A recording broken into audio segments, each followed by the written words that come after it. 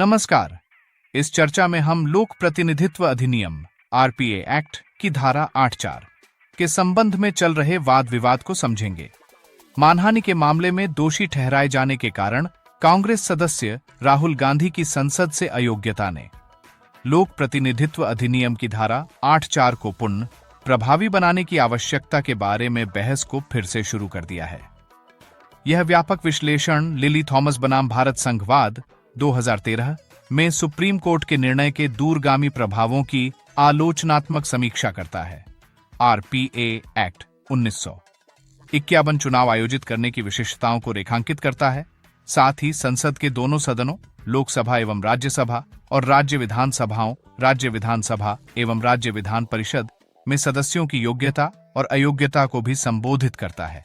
जन प्रतिनिधित्व अधिनियम 1951 की धारा 8 विशिष्ट अपराधों के लिए दोष सिद्धि के बाद प्रतिनिधियों की अयोग्यता से संबंधित है। यदि दोषी व्यक्ति को कम से कम 2 साल उपधारा 1 और 2 में उल्लिखित अपराधों को छोड़कर के लिए कारावास की सजा सुनाई गई है तो उसे सजा की तारीख से अयोग्य घोषित कर दिया जाता है और रिहाई के बाद 6 साल की विस्तारित अवधि तक प्रतिबंध जारी रहता है। अधिनियम की धारा 8(4) दोष सिद्धि के खिलाफ अपील करने के लिए 3 महीने की अवधि की अनुमति देता है, जिसके दौरान अयोग्यता को स्थगित कर दिया जाता। लिली थॉमस बनाम यूनियन ऑफ इंडिया 2013 मामले में न्यायपालिका ने आरपीए एक्ट 1951 की धारा 8(4) को रद्द करके एक ऐतिहासिक निर्णय दिया था। इस निर्णय के बाद आरपीए एक्ट की धारा 8(3) के तहत दोष सिद्ध विधायकों को तत्काल प्रभाव से अयोग्य घोषित कर दिया जाता है। धारा 8(3) के तहत दोषी ठहराए जाने पर अयोग्यता लागू करने में राष्ट्रपति को एक महत्वपूर्ण भूमिका प्रदान करता है। भारतीय संविधान के अनुच्छेद 103 के तहत संसद के सदस्यों की अयोग्यता पर अंतिम निर्णय राष्ट्रपति लेता है।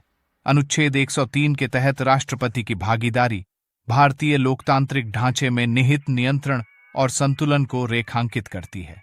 धारा 8(4) को रद्द करने के लिए सुप्रीम कोर्ट का तर्क विधायिका में सत्ता पक्ष द्वारा किए जा रहे भेदभाव पर आधारित था, क्योंकि अनुच्छेद 103 मौजूदा विधायकों के संबंध में भेदभाव के लिए एक संवैधानिक अवसर प्रदान करता है। आरपीए एक्ट की धारा 8(4) की बहाली कानूनी, संवैधानिक और व्यावहारिक निहितार्थों के बहुमुखी मूल्यांकन की मांग करती है। साथ ही यह विश्लेषण एक व्यापक दृष्टिकोण की आवश्यकता को भी रेखांकित करता है, जो विधायकों के करियर को संरक्षित करता हो, संविधान की भावना का सम्मान करे और न्याय एवं शक्तियों के पृथक्करण के सिद्धांतों की रक्षा करे।